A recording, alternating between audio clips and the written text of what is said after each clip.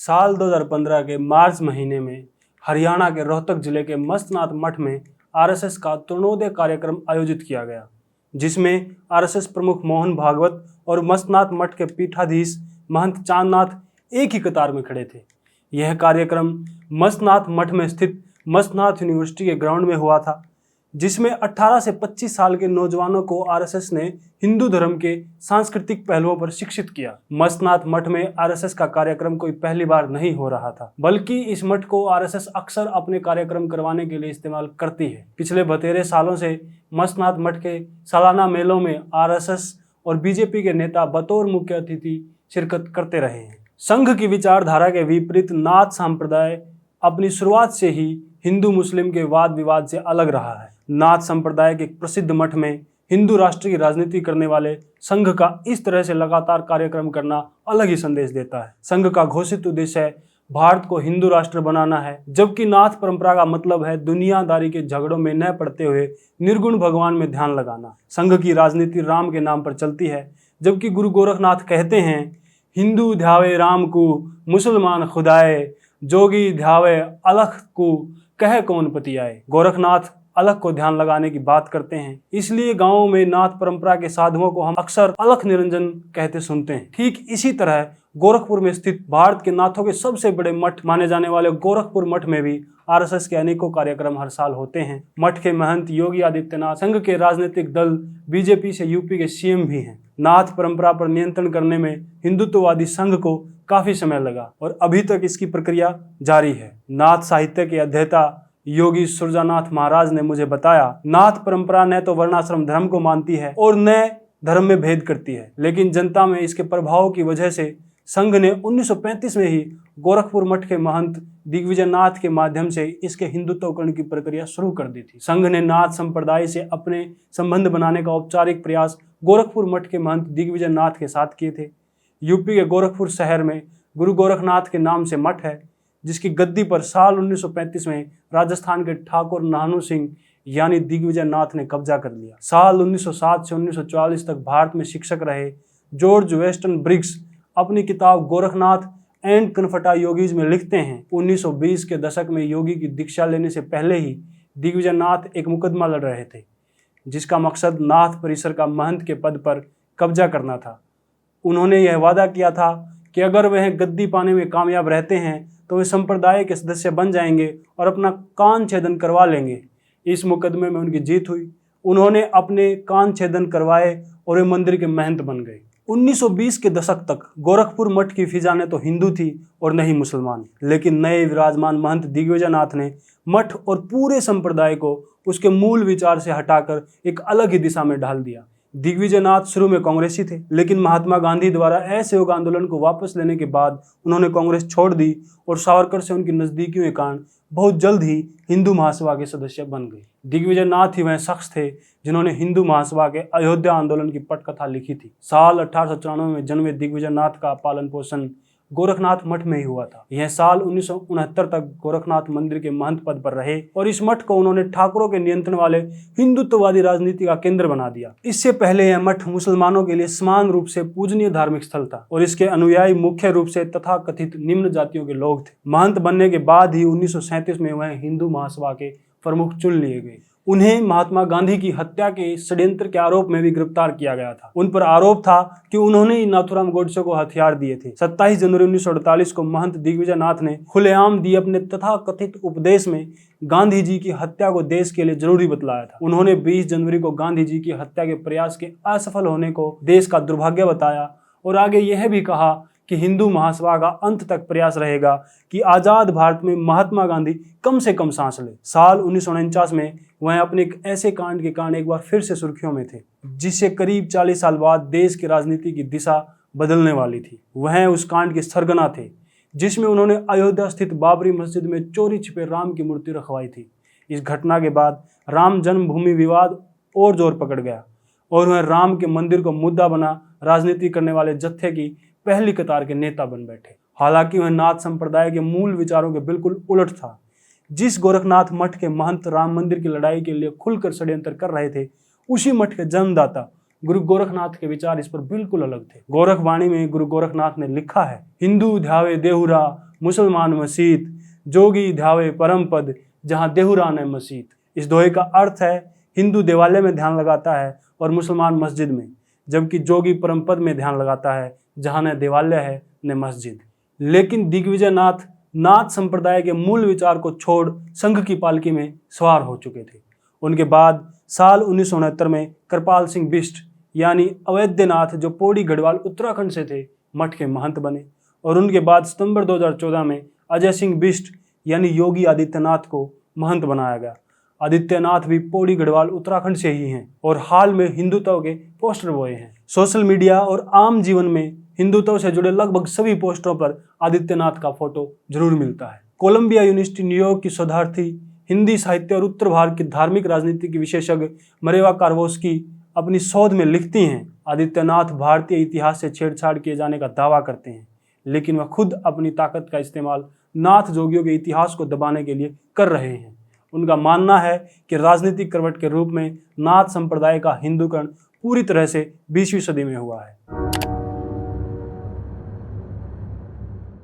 नाथ परंपरा की शुरुआत गुरु मच्छेंद्रनाथ से हुई थी, लेकिन संप्रदाय के तौर पर गोरखनाथ ने इसे फैलाया और संगठित किया। 13वीं शताब्दी के आसपास जोगियों के एक समूह ने गुरु गोरखनाथ की शिक्षाओं और वाणियों को आधार बनाकर एक समुदाय बनाना आरंभ कर दिया था। यह उनकी तपस्वी उपलब्धियों और यौगिक शक्तियों के लिए प्रसिद्ध हुए। इन्हें कनफटे बाबे भी कहा जाता है। इनका प्रभाव नेपाल, पाकिस्तान और अफगानिस्तान में भी रहा।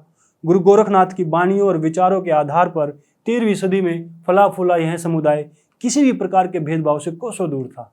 किसी भी वर्ण, जाति व धर्म को मानने वाला इस संप्रदाय का हिस्सा बन सकता था। गोरखवाणी के अनुसार कोई भी जोगी या नाथ कभी किसी राजा के दरबार में पद प्राप्त नहीं कर सकता। वह कभी किसी राजा के दरबार में या राजघराने में भोजन नहीं कर सकता, परंतु राज दरबार या राजा से भिक्षा जरूर प्राप्त कर सकता है। खुद को हिंदू मुस्लिम से अलग करते हुए गुरु गोरखनाथ ने कहा था, कोई वादी कोई विवादी, जोगी को वाद न करना, 68 तीर्थ समाधि समावे, यू जोगी को गुरमुखी जरना। नाथ पंथ ने हिंदू या मुस्लिम पहचान पर जोर नहीं दिया और इसकी जगह गोरखनाथ के नाम से दिए जाने वाले अपने उपदेशों गोरखवाणी में ईश्वर से सीधी बात को अहमियत दी। सुरजानाथ कहते हैं कि इसी मठ से पूरे भारत में नाथ संप्रदाय को संघ की गिरफ्त में लेने का अभियान चलाया गया। गोरखपुर मठ से ही यह आग हरियाणा के 2 प्रमुख मठों में भी पहुंची। हरियाणा के रोहतक जिले के स्थलभोर में स्थित मस्तनाथ मठ नाथ परंपरा में एक महत्वपूर्ण गद्दी है। यह चौरंगी नाथ की तपोस्थली मानी जाती है। यह प्रचलित है कि बाबा मस्तनाथ ने इसको दोबारा जीवन दिया और स्थलभोर मठ की स्थापना की। यह नाथ संप्रदाय के सबसे नए मठों में से एक है। इस मठ की राजनीतिक शुरुआत महंत श्रेयोनाथ से शुरू हुई। उन्होंने साल 1967 में अपना पहला चुनाव आजाद उम्मीदवार के तौर पर रणबीर सिंह हुड्डा के खिलाफ किलोई विधानसभा से लड़ा था, जिसमें उन्होंने दिग्गज कांग्रेस नेता रणबीर सिंह हुड्डा को हराया था। हरियाणा के वरिष्ठ पत्रकार सतीश त्यागी ने मुझे बताया, पंडित भगवत दयाल शर्मा नहीं चाहते थे कि रणबीर हुड्डा यह चुनाव जीते। उन्होंने ही महंत को आजाद उम्मीदवार के तौर पर खड़ा किया था। साल 1972 में महंत ने सिंडिकेट कांग्रेस के टिकट से चुनाव लड़ा और एक बार फिर जीत हासिल की। 1977 में उन्होंने सांपला विधानसभा से विशाल हरियाणा पार्टी की टिकट से चुनाव लड़ा और हार गए। श्रेयोनाथ के बाद साल 1978 में मठ के महंत चांदनाथ बनाए गए। उन्होंने पहले समाजवादी पार्टी में जाने की कोशिश की।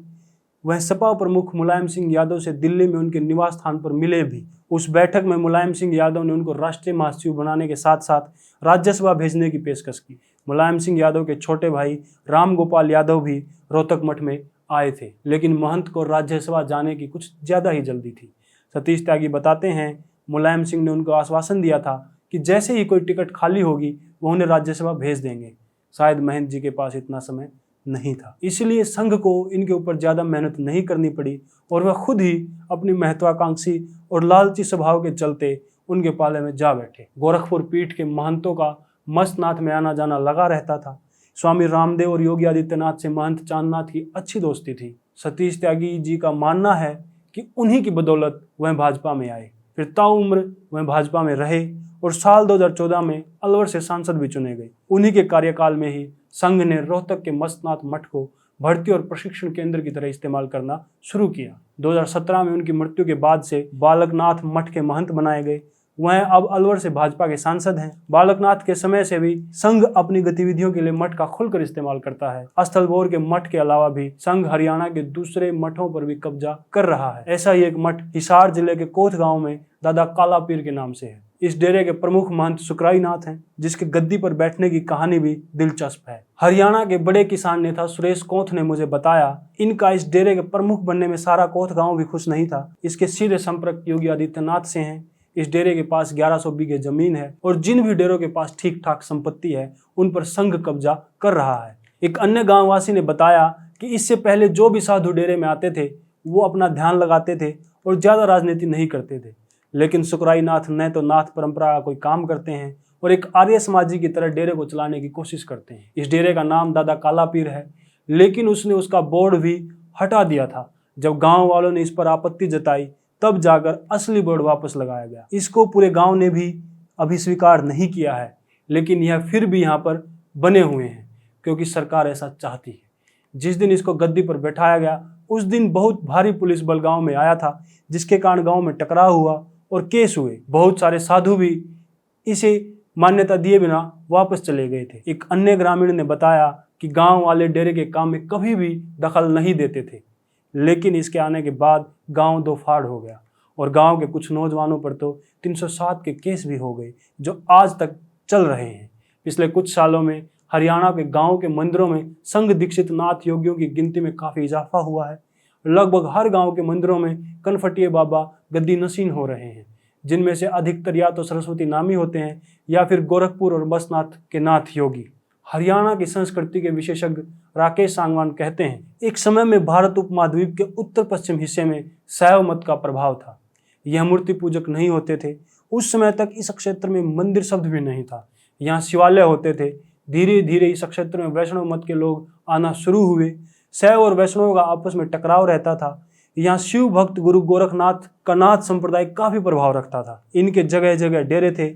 इन सभी डेरों के ऊपर जो मुख्य डेरा या मठ है वह गोरखपुर में है। धीरे धीरे वैष्णव का भी इस क्षेत्र में प्रभाव बढ़ता गया और आज वर्तमान में नाथों के मुख्य मठ की गद्दी पर वैष्णव मत की सोच वाला एक योगी विराजमान है। आज देश में जो हालत है और कैसे यह सब मिश्रण हुआ उसको समझने के लिए हमें 1860 के बाद का इतिहास गहराई से पढ़ने की आवश्यकता है। बूढ़े नाथ योगी सुरजानाथ ने बड़े दुख भरे लहजे में मुझे बताया, जो नाथ परंपरा जाति धर्म के वाद विवाद से कोसों दूर थी, आज उसी नाथ परंपरा के केंद्रों से धर्म के आधार पर नफरत की रणनीति तैयार की जा रही है। भारत में नाथों के सबसे बड़े मठ के महंत योगी आदित्यनाथ सार्वजनिक तौर पर हिंदुत्व की पैरोकारी करते हुए इस्लाम विरोधी प्रोपेगेंडा और अपने समर्थकों की भावनाओं को मुसलमानों के खिलाफ भड़काने वाली राजनीतिक बयानबाजी करते नजर आते हैं। जबकि नाथ संप्रदाय एक बहुरंगी पंथ है, जिसके बनने में जैन, तांत्रिक, मुस्लिम और सिख समुदाय की छाप है। नाथ योगियों और मुस्लिम दरवेशों के बीच बौद्धिक संवाद के कारण मुस्लिम समुदाय के लोग भी नाथ संप्रदाय से प्रभावित रहे हैं। आज भी पूर्वी उत्तर प्रदेश में मुसलमान जोगियों के दर्जनों गांव हैं। इन गांवों में ऐसे मुसलमान जोगी रहते हैं जो नाथ पंथियों की तरह गेरुआ रंग का वस्त्र धारण करते हैं और हाथ में सारंगी लिए गांव गांव गोपीचंद और राजा भर्तरी के गोरखनाथ के प्रभाव में सन्यासी हो जाने की लोक गाथा गाते फिरते हैं। ग्रामीण इन्हें भेंट स्वरूप अनाज व नकदी देते हैं और बड़े चाव से उनसे गोरखनाथ की महिमा का वर्णन करने वाले गीत सुनते हैं।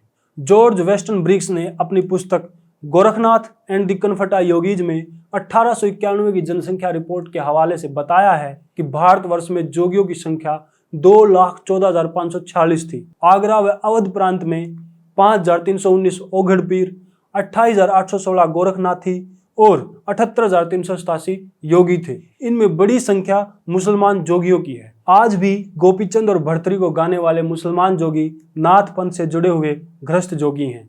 इन मुसलमान जोगियों के गांव गोरखपुर, कुशीनगर, देवरिया, संत कबीर नगर, आजमगढ़, बलरामपुर में मिलते हैं, लेकिन आजकल यह मुस्लिम जोगी कम दिखने लगे हैं। इसका एक बड़ा कारण समाज में बढ़ रही धार्मिक नफरत है। निर्गुण ईश्वर के ध्यान पर आधारित रहे बहुरंगी नाथ संप्रदाय के प्रमुख मठ संघ के हिंदुत्व का गढ़ बनते जा रहे हैं, चाहे वह यूपी का गोरखपुर मठ हो या हरियाणा रोहतक का मस्तनाथ मठ। ये मठ मुस्लिम और दूसरे धर्मों के खिलाफ नफरत प्रचार के स्थायी अड्डे के तौर पर भी स्थापित हो चुके हैं। यह सब अचानक नहीं हुआ है, बल्कि एक पूरी सदी से भी ज्यादा का समय इसमें लगा है। अभी के लिए इतना ही, फिर मिलेंगे ऐसी ही किसी कहानी के साथ। तब तक के लिए जुड़े रहें गांव सवेरा के साथ और हमारे YouTube चैनल को भी सब्सक्राइब करें।